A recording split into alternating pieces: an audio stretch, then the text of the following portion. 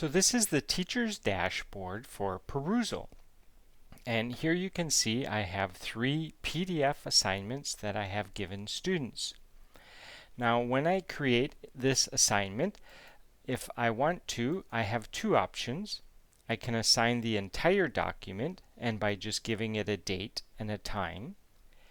I also can assign certain pages for students to read. So if I just wanted them to read this page, and again give it a date and a time. So this allows me to upload an entire document and then slowly split it up into certain portions for students to read.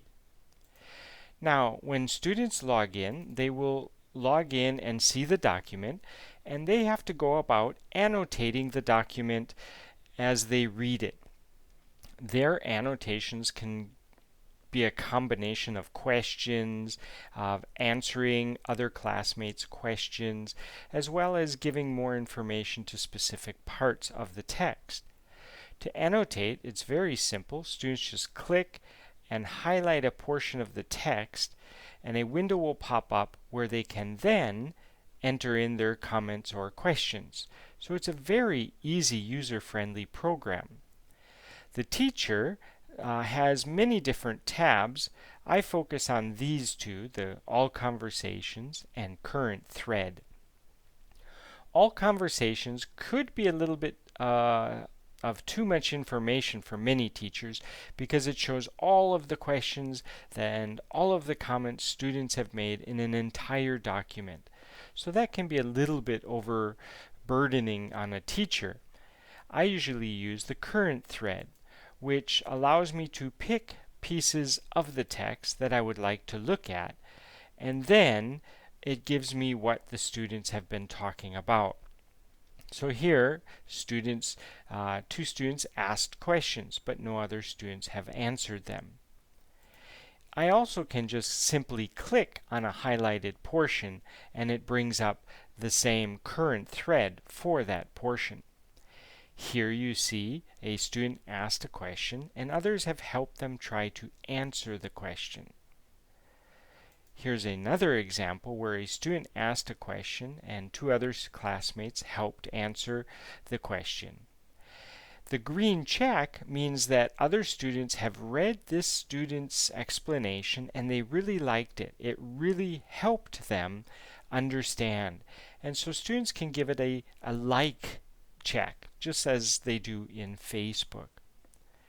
So that gives you a lot of information as a teacher. Now, another way a teacher can look at this is through the assignments once they are completed. So once an assignment is completed, the teacher can get a confusion report. This confusion report brings up all of the questions that students may have had during their readings. Now, if a teacher wants to focus on a specific question, he or she can just click on that and it automatically takes them to that part in the reading. So here's the question, and this is what many students have said as possible answers. If this is acceptable, then the teacher can skip ahead and continue moving through. I use these confusion reports as ways to begin discussions in class or to focus the class on maybe specific parts of the reading that the students did not understand. So the confusion reports are extremely helpful for me that I can just quickly look at before class and create many different types of discussions. Now, there's another section that you can look at, and that's the analytics part. Analytics give a little bit more detail. So, for example, grade distribution shows you how grades were distributed over the different pages and their scores. It also shows you when students are reading and annotating. This assignment was due at 9 a.m. on February 17th. So looking backwards, we can see that students didn't do much annotation before class, but the highest time was at 10 p.m. the evening before. So it lets me see when students are actually getting into reading these pieces, and maybe that they have to start reading earlier. I can also look at each page of the assignment and see how many times it has been viewed and for how long. This page was viewed for an average of 1 minute and had 8 views.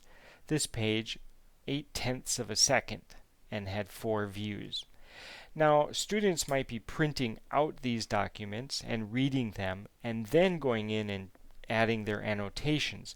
So some of this data, it could be a little bit misleading. But that is some of the information that you can get as a teacher. Now, in the grade book, once the assignment is ended, students can go in and see their grade. And here you can see students got different grades for this assignment. A 3 for this student, meaning they did very well. 3 is the highest for me. Zeros, they didn't do anything. And this student didn't even read the assignment. Now, each person can create their own settings. So every teacher can create his or her own settings. You simply click on the settings section and go in and set it up as you wish. Here I give students 1 day after the due date to go in and add some more comments or questions, because at this time we have discussed the topic in class, and so they might want to go in and add some more information into the readings, which might help them later when the exam comes up. Here is how the computer will score their comments. And as you can see, students get a 1 for an adequate comment, 2 for a good comment, with a possible total score of 3. And you, the teacher, can set this up as you want. Once the due date has passed, the computer automatically goes through and analyzes the text and scores the students. Here, this check sets that the extra credit that students can get for the readings cannot exceed what they did before.